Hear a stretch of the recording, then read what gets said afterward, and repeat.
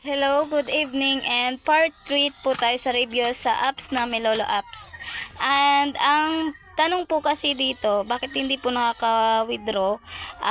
Based po sa experience ko, baka ikaw po is minor de edad, kailangan po kasi dito is adults.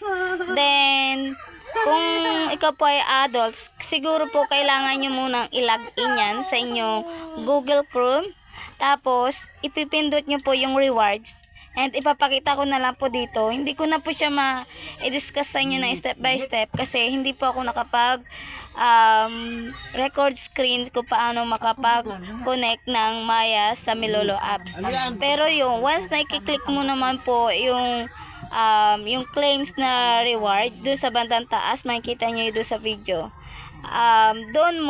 Doon po hihingiin yung inyong account sa Maya, and huwag kayo magtataka kung ida-direct po kayo doon sa Maya na apps kasi kailangan pong i-bind yung Maya apps doon sa inyong Milolo apps.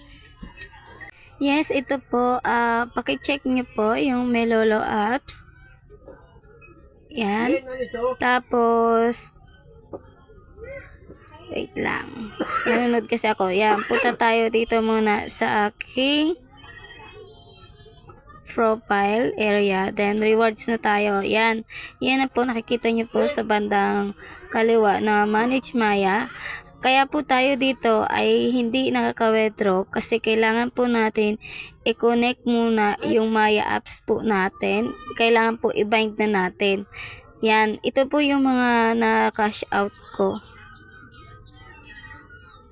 Yan. And yun lang po.